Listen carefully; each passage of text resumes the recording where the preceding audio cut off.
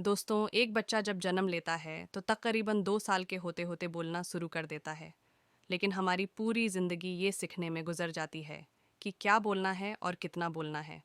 चाणक्य नीति के अनुसार जिस व्यक्ति ने ये समझ लिया कि क्या, कब, कहाँ और कितना बोलना है, तो उस व्यक्ति को सफल होने से कोई नहीं रोक सकता। ऐसे व्यक्ति की सफलता सुनिश्चित है। जिस तरह कमान से निकला हुआ तीर लौटकर कभी वापस नहीं आता, ठीक उसी तरह से मुंह से निकले शब्द कभी वापस नहीं आते। शब्द और भाषा हथियार है और कमजोरी भी। सही समय पर सही शब्दों के प्रयोग से इंसान परेशानियों से बच सकता है, लेकिन बिना सोचे समझे बोले गए शब्द इंसान की मुसीबत को बढ़ा देते हैं। द्रौपदी का ये बोलना कि अंधे का पुत्र अंधा ही होता है, महाभारत के युद्ध का मुख्य कारण बना था। साइलेंस रहने का मतलब ये नहीं है कि आपको पूरे दिन एक भी शब्द नहीं बोलना है या चुपचाप रहना है। मौन का मतलब है कि बेवजह शब्दों का प्रयोग नहीं करना है। जहाँ ज़रूरत है वही ही बोलना है। अपनी लक्ष्य पर ध्यान केंद्रित करना है। इंसान के सभी के दुखों का कारण बोलना ही है, क्योंकि आवश्यकता से अधिक बोलना ही दुखों का कारण बनता है। इसलिए कम बोले, सटीक बोले, मधुर बोले और सबसे ज़रूरी जितनी आवश्यकता हो उतना ही बोले। आइए जानते हैं कम बोलने के कुछ महत्वपूर्ण फ़ायदे। पहला फ़ायदा, यह लोगों का अटेंशन गेन करने में मदद करता है। लोग आपकी बात को ध्यान से सुनेंगे।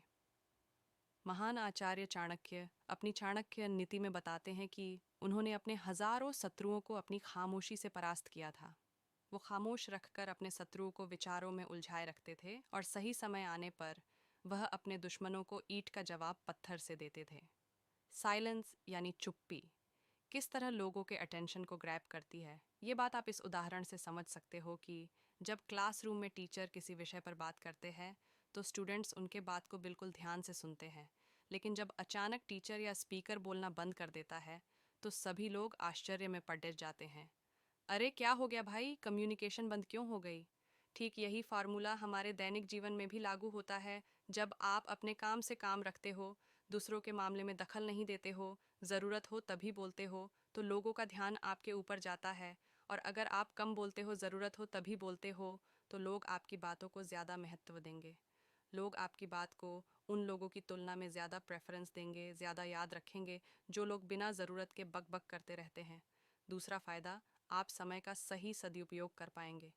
चुप रहने से आप अपने समय का सही तरीके से उपयोग करते हैं, क्योंकि आप बेकार की बातों में समय नहीं बर्बाद करते हैं, जिसके कारण आप अपने एनर्जी को सही जगह इस्तेमाल करते हो।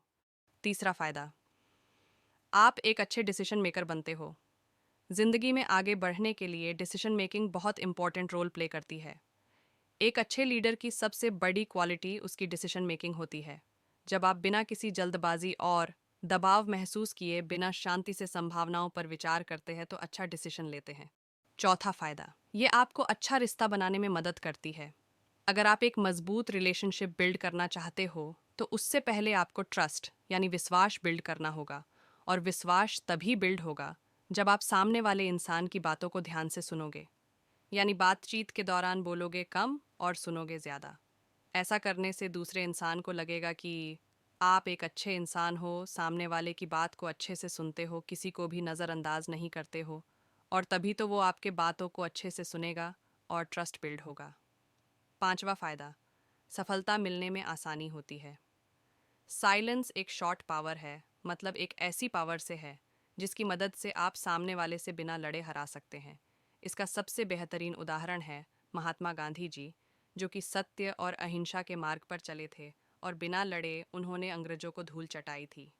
महात्मा गांधी जी जानते थे कि अगर हमने अंग्रेजों से लड़ाई की तो हम उनसे कभी नहीं जीत पाएंगे। उन्होंने शॉर्ट पावर का इस्तेमाल किया और अंग्रेजों को हराया।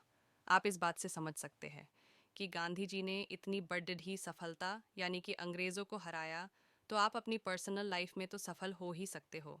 कई बार लड़ने से और झगड़ने से प्रॉब्लम सॉल्व नहीं होती, चुप रहने से और शांत हो जाने से प्रॉब्लम सॉल्व हो जाती है। दोस्तों, वैसे तो कम बोलने के और भी फ़ायदे हैं, लेकिन मुझे जो इम्पोर्टेंट लगा वो मैंने आप लोगों को बताया। आप क्या सोचते हैं, कमेंट में ज़रूर बताएं।